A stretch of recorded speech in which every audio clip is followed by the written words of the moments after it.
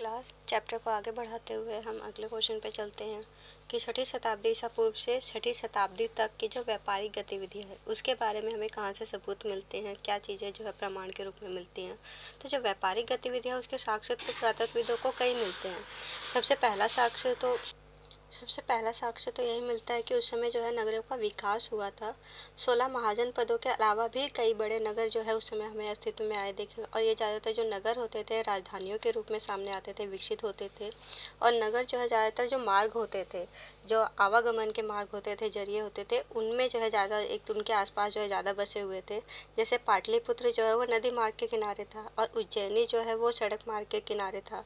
पुहा नामक नगर जो है समुद्र तट के किनारे था। और इसके साथ साथ मथुरा जो है बहुत इम्पोर्टेंट व्यावसायिक, सांस्कृतिक और राजनीतिक गतिविधियों का केंद्र बना हुआ था।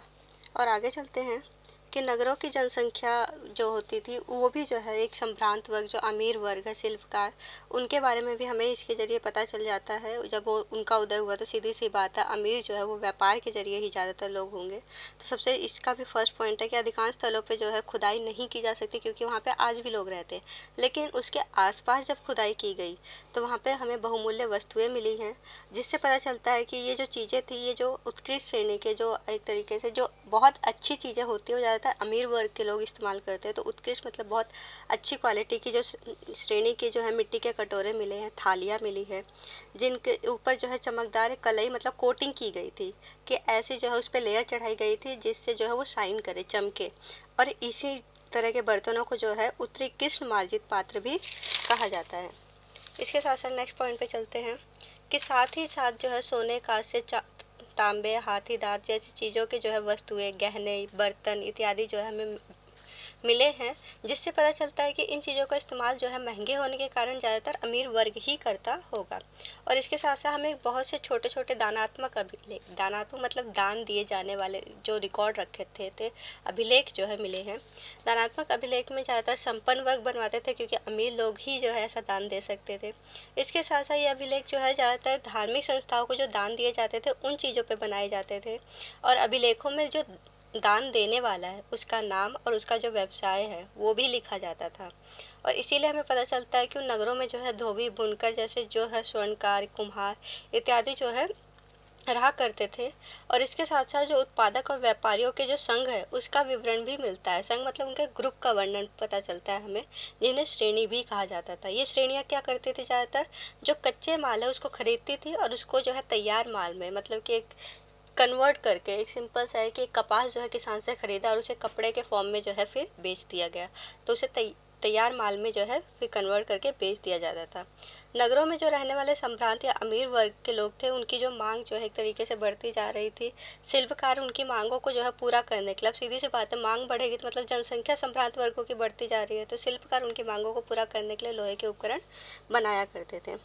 इसके साथ नेक्स्ट पॉइंट पे आते हैं कि व्यापार केवल भारत में ही होता था, या भारत के जो नगर थे वो अपने आस एक दूसरे से के साथ ही व्यापार करते थे, ये भी नहीं है। क्योंकि नदी मार्ग और भूमार्गों का जाल जो है बहुत दूरी तक विकसित था, दूर तक फैला हुआ था, जिससे पता चलता है कि ये जो है भारत से बाहर जो उपमहाद्वीप के जो है जगह हैं या देश हैं उनके साथ भी ये व्यापार किया करते थे। जैसे मध्य एशिया से आगे बने भूमार्ग, समुद्र तट पे जो बंदरगाह बने गए हैं, ये इससे पता चलता है कि जल मार्ग के द्वारा भी ये दूर दूर जो है व्यापार करते थे। इसके साथ जल मार्ग द्वारा जो है अरब सागर से होते हुए उत्तरी अफ्रीका, पश्चिमी एशिया, बंगाल की खाड़ी, चीन, दक्षिण पूर्व एशिया तक व्यापार किया जाता था उस समय भी। शासक वर्ग जो है इन यहाँ तक जो है जाने का जो रास्ते थे उस पर कंट्रोल करते थे। कंट्रोल करने का मतलब है कि व्यापारियों को ये सुरक्षा प्रदान करते थे और इसके बदले में व्यापारी ने धन देते थे, जिससे आजकल टैक्स भी कहा जा सकता है। इन मार्गों पे जो है पैदल फेरी लगाने वाले या बैलगाड़ी या घोड़े, खच्चर, जानवरों के दल ले जाने वाले व्यापारी बहुत ज़्यादा मिल जाते थे, क्योंकि भूमार्ग भी तब बहुत ज़्यादा विकसित हो चुका था। इसके साथ बहुत से लोग समुद्री यात्रा करते थे। ज़्यादातर ये खतरनाक होता था, लेकिन ये फ़ायदेमंद भी होता था, क्योंकि उससे व्यापार जो है ज़्यादा अच्छा होता था। जैसे कि तमिल भाषा में जो है मस्तुवन या प्राकृत में रात सतवाह या और छेठी नामक जो प्रसिद्ध सफल व्यापारी, इनके नाम जो है दानात्मक अभिलेख या दूसरे अभिलेखों के जरिए जो है हमें प्राप्त हुए। ये बहुत ज़्यादा सफल व्यापारी थे उस समय के। इसके साथ साथ इन मार्गों से जो है नमक, अनाज, कपड़ा, धातु जैसी चीज़ें जो है वो निर्यात की जाती थी। रोमन साम्राज्य में जो काली मिर्च, अगर आपने पिछले साल का इतिहास पढ़ा है तो वहाँ पे रोमन साम्राज्य के बारे में आपने पढ़ा ही होगा। तो वहाँ पे मसाले या जड़ी बूटियाँ, काली मिर्च जैसी जो चीज़ें थी वो अरब सागर के रास्ते ही भारत से भेजी जाती थी। तो सोचिए कि भारत का व्यापार कहाँ तक फैला हुआ था। फोर्थ पॉइंट पे आते हैं कि इसका पता हमें इस चीज़ से भी चलता है कि व्यापार होता था क्योंकि हमें उस समय के सिक्के मिले हैं।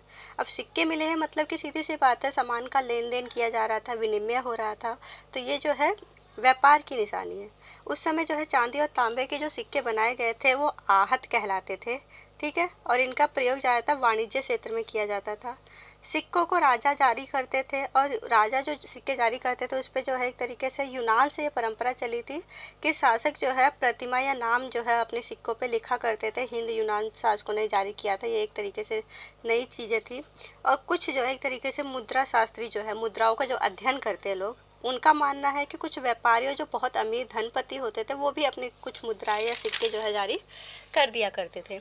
इसके साथ साथ सोने के सिक्के जो है सबसे पहले हमें प्रथम शताब्दी ईसा पूर्व कुषाण जो शासक थे उनके यहाँ से जो है मिलने के जो सबूत मिलते हैं। इन शासकों का आकार इन सिक्कों का आकार जो है और वजन जो है रोमन सम्राटों के जो सिक्के जारी किए गए थे उनके इक्वल ही थे लगभग। और उत्तर और मध्य भारत में कई पुरास्थल जो है इसके जो है सिक्के हमें मिले हैं, वहाँ पे इसका साक्ष्य मिला है। सोने के सिक्कों के व्यापक प्रयोग जो है हमें ये पता चलता है कि बहुमूल्य वस्तुओं का जो भारी मात्रा में विनिमय होता था वो इसी के जरिए किया जा सकता था, खरीद और बेच। इसके साथ दक्षिण भारत के अनेक पुरास्थलों पर बड़ी संख्या में जो है रोमन सिक्के मिले हैं, जिससे ये स्पष्ट होता है कि जो व्यापार की सीमाएं थी, जो राजनीतिक सीमाएं थी, उससे बंधा हुआ नहीं था। व्यापार की सीमाएं जो है राजनीतिक सीमाओं से परे था, उससे कहीं ज़्यादा आगे चल के जो व्यापार कर रहे थे। दक्षिण भारत रोमन साम्राज्य के अंतर्गत नहीं आता था, लेकिन फिर भी व्यापार की दृष्टि से रोमन साम्राज्य से जुड़ा हुआ था क्योंकि व्यापार तो वहाँ तक होता था। पंजाब और हरियाणा में प्रथम शताब्दी में योद्धे शासकों ने तांबे के सिक्के जारी किए थे, जिससे पता चलता है कि वो भी व्यापार में रुचि रखते थे। मतलब व्यापार सिर्फ व्यापारी नहीं कर रहे बल्कि जो शासक है, जो राजा है, वो भी व्यापार कर रहा है। सोने के सबसे भव्य सिक्के जो हमें गुप्त शासकों में मिलते हैं, उस समय कहा जाता है कि वो सबसे उत्तम सोने का प्रयोग करते थे अपने सिक्के बनाने के लिए, और इसीलिए जो है व्यापार विनिमय करने में बहुत आसानी हो जाती थी और शासकों को भी लाभ होता था। इसके साथ साथ छठी शताब्दी ईसा पूर्व में जो सोने के कम सिक्के जो है, छठी शताब्दी ईसा पूर्व मतलब जो लास्ट टाइमिंग था, वहाँ पे सोने के सिक्के कम मिलते हैं।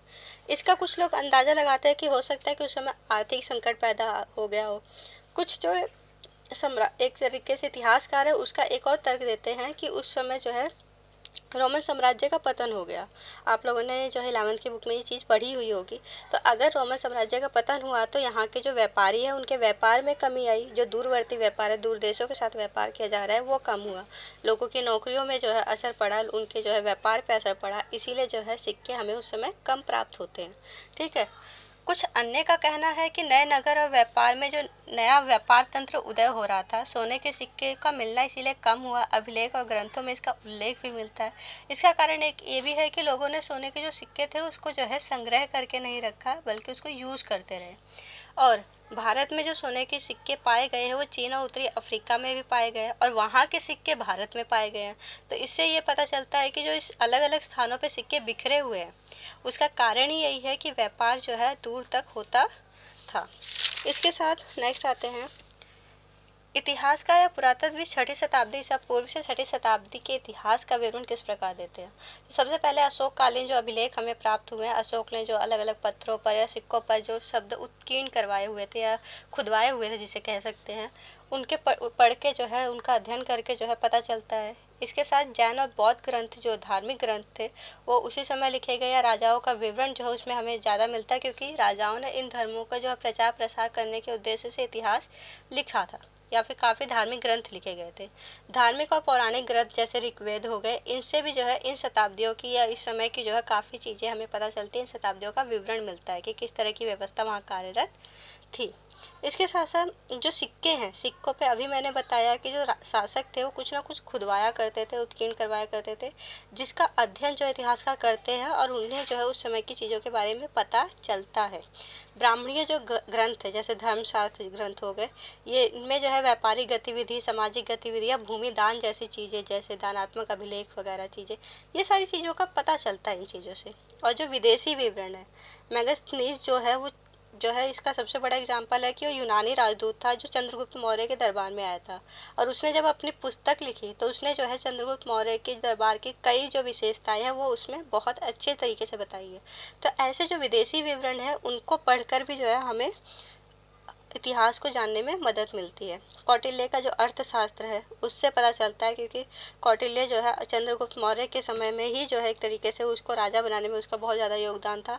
तो उसका जो अर्थशास्त्र में मौर्य साम्राज्य की कैसी जो है प्रथाएं थी, या कैसा जो है शासन व्यवस्था चल रही थी, प्रशासनिक गतिविधियां कैसे चल रही थी, व्यापार किस तरीके से आगे कंटिन्यू किया जा रहा था, ये सब हमें पता चल जाता है। इसके साथ साथ जो मूर्तियां हैं, बहुत सी मूर्तियां हमें मिली है जो राजा इसलिए बनवाते थे ताकि वो देवता के इक्वल अपने आप को खुद को दिखा सके। तो ये सारी चीज़ें हमें जो है मूर्तियों से ही पता चलती है।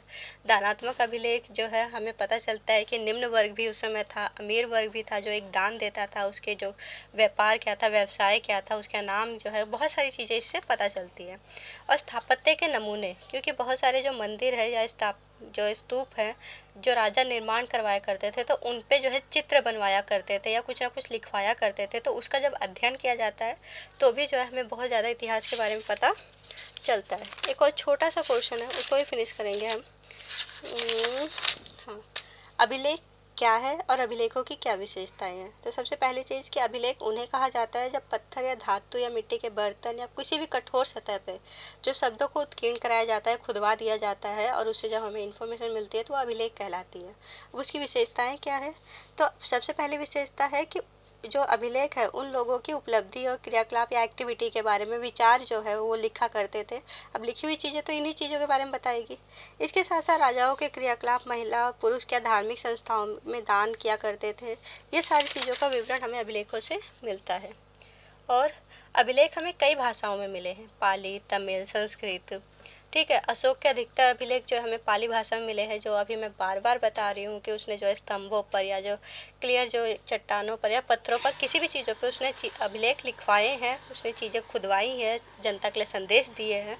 तो ये ज़्यादातर किस भाषा में मिलते हैं? पाली नामक भाषा में मिलते हैं। उनके नाम हमें प्राकृत लिपि में बने हैं और प्राकृत भाषा से हिंदी बनी है। जैसे कि पाली में अशोक लिखा जाता है और प्राकृत में अशोक लिखा जाता है। ठीक है, कुछ अभिलेखों पर तिथि अंकित की गई थी, मतलब जो डेट है वो भी जो है दी गई थी, परंतु अभिलेखों पर जो है ये नहीं पता चलता कि इतिहासकार लिखावट के आधार पर समय की जानकारी हासिल करते हैं। ये अभिलेख खरोष्टी लिपि में है, ब्राह्मी लिपि में है। क्लियर? तो इतिहासकारों के लिए अभिलेखों में सिर्फ एक ही समस्या होती है कि उस पर डेट नहीं होती है, जिसकी वजह से वो जो लिखावट है उसके आधार पे जो है उसकी जो है टाइम पीरियड जो है उसका अंदाज़ा लगाते हैं।